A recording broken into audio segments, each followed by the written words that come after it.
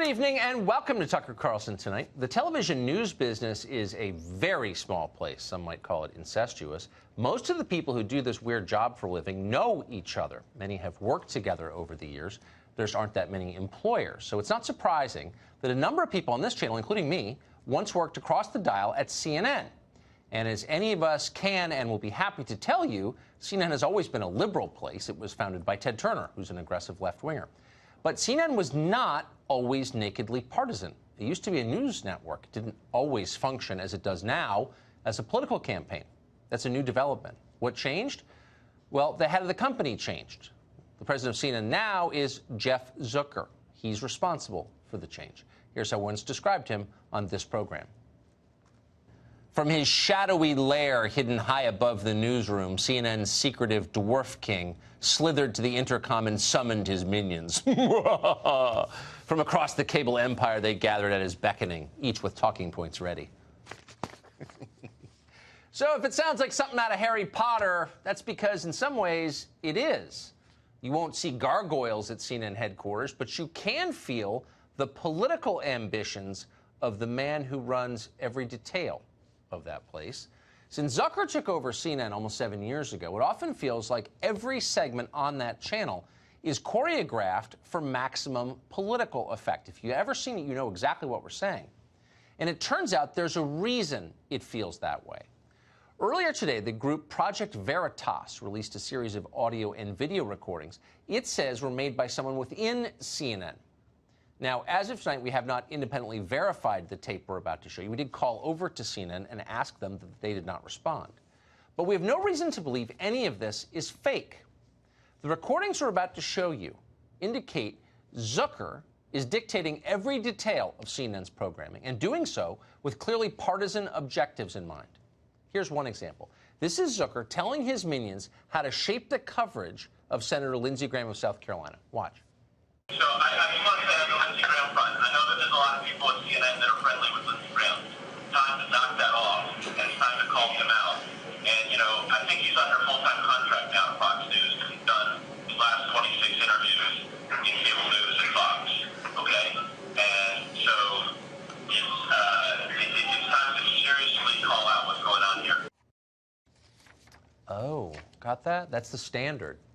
That's the news standard at the news network, the cable news network. Lindsey Graham has appeared on Fox, so attack him! And so CNN did just that, all while pretending the coverage was legitimate. Here's Jeff Zucker telling his employees that no matter what else is going on in the world, the impeachment of Donald Trump, which in effect is a symbolic act since nobody believes he's going to be convicted, is nevertheless the only story that really matters. Listen. We're moving towards impeachment. I mean, don't, we shouldn't pretend, this is going one way, and so all these moves are moves towards impeachment. So don't lose sight of what the big story is. For a newsman, a distinct lack of clarity in those instructions, but the essence was clear enough.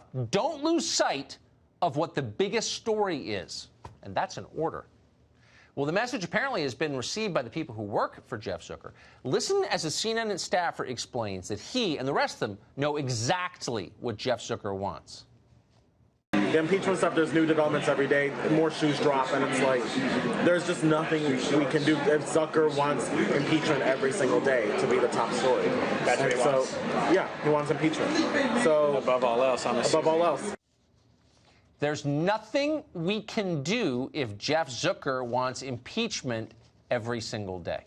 Impeachment above all. And so that's exactly what they delivered day after day, despite the fact that there's rarely anything new to report, not really.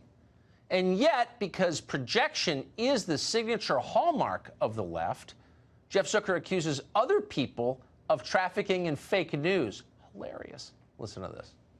I think what's going on in America now is really fundamentally the result of years of fake news, conspiracy, nonsense from Fox News that has taken root in this country. And I'm dead serious about this. I'm dead serious about this, harumphs. One of the least serious people, least impressive people, least articulate people in public life. Ha! Even his own employees can't take that seriously. Listen to one of them. There's a lot of people who are out here trying to, like, just do what they think is, like, the best of journalistic integrity. And then you get on the 9 a.m. call, and big boss Jeff Zucker tells you what to do. And it's like you have to, like, to a certain extent, you have to follow his verdict. Oh, so we're laughing because how can you not laugh? It's just, it's out there. It's like there's nothing hidden at this point. But it's also poignant. Here you have a kid who works there who thinks it's journalism, and he looks around and he sees people, because there are good people at CNN. We know that. Anyone who's worked there knows the good people who work there, and there are a bunch of them, who are trying to commit journalism, but the big boss, Jeff Zucker, won't allow it. Integrity be damned. Just do what Jeff Zucker says, whether it's true or not. Well, it's not journalism, of course. It's the definition of state media. Relentless cheerleading. Relentless, never-ending shilling for the ruling class. America doesn't love it. They don't watch it. But everyone in Washington loves Jeff Zucker. Not surprising. Robbie Suave is an editor at Reason, author of Panic Attack, Young Radicals in the Age of Trump, and he joins us tonight. Robbie, great to see you tonight. So, look, I don't have any problem with opinion programming. This is an opinion show. We conduct a lot of opinion programming. As I often say, never attack Rachel Maddow, because she's not lying to me. She's just giving opinions I disagree with.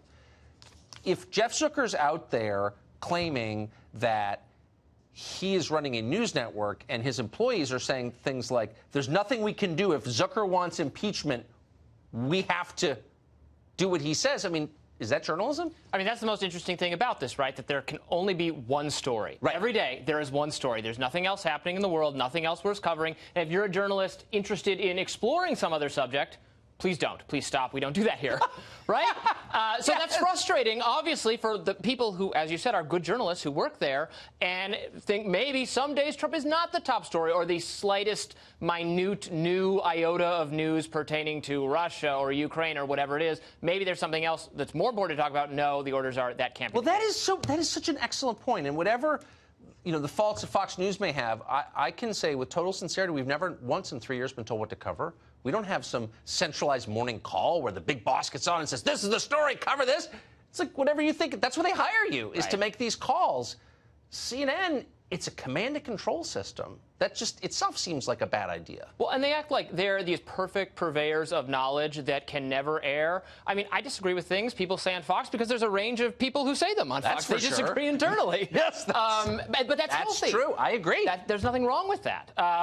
But these other networks, some of them, these other mainstream news outlets, they act as if they represent some sensible center position that is sort of beyond reproach. It's different than what you're doing, right? What you're doing is weird or strained. What they're doing is just purveying objective information, and they're not on anyone's side. And I think the thing that's happened over the last couple of years, right, is people have realized that's not true. They've stopped believing that sort of lie, that narrative lie about what other journalists do. So why wouldn't, if you were CNN, you just be honest and say, and maybe you have a couple of people who really are right down the middle, Wolf Blitzer, you know, pick one or whatever, but you say the rest of these guys, Don Lemon and the Cuomo kid, like, they're obviously partisans. There's nothing wrong with that.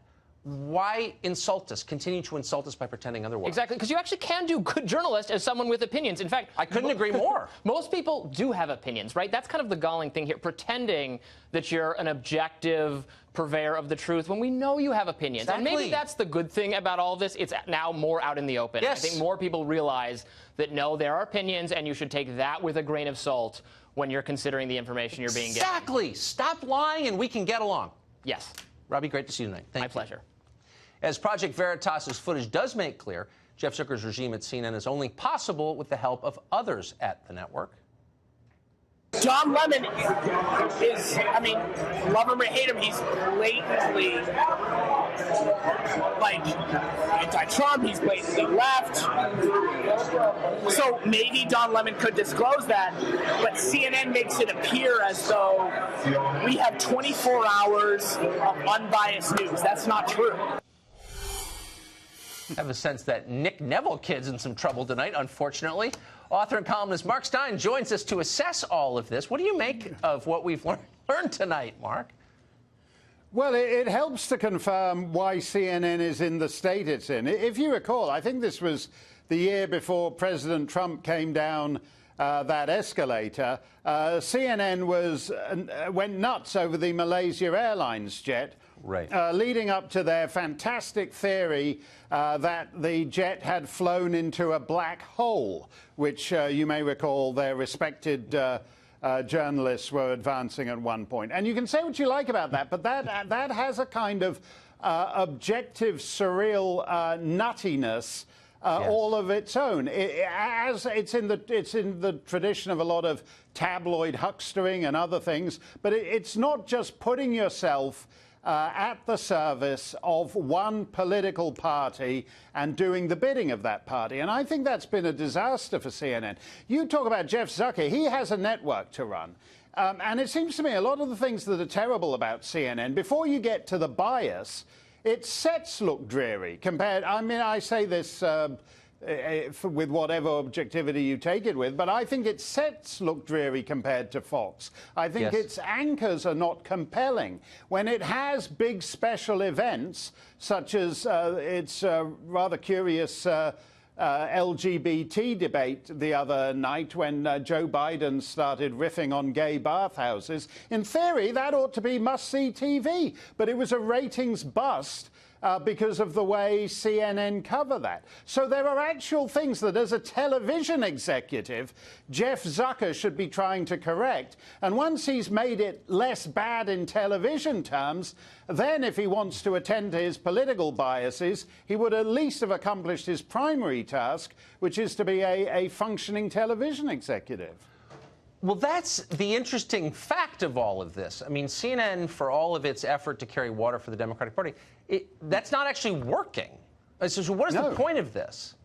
No, it isn't. And they're in this terrible trap because they started as the first cable news channel, and they had a kind of USA Today image. People just thought of it as something that's there. When you go to the airport, it's there. Like USA Today is outside your hotel room door when you're staying at a Marriott or whatever. When you go to a foreign hotel in Amman, in Jordan, or wherever, they've got CNN International playing over as you watch your breakfast in the restaurant. So they have this bland image. And yet, at the same time, they're hyper-partisans, and they can't make those two things align properly. I mean, CNN right now is the most irrelevant of the networks. If you want hardcore lefty propagandists, they do that. Say what you like about MSNBC, totally true. But they do that better than CNN. I know, much better, and it's actually interesting. I think. I mean, I watch it in the gym every day. Mark Stein, great to see you. Thank you for that. Thanks a lot, Tucker.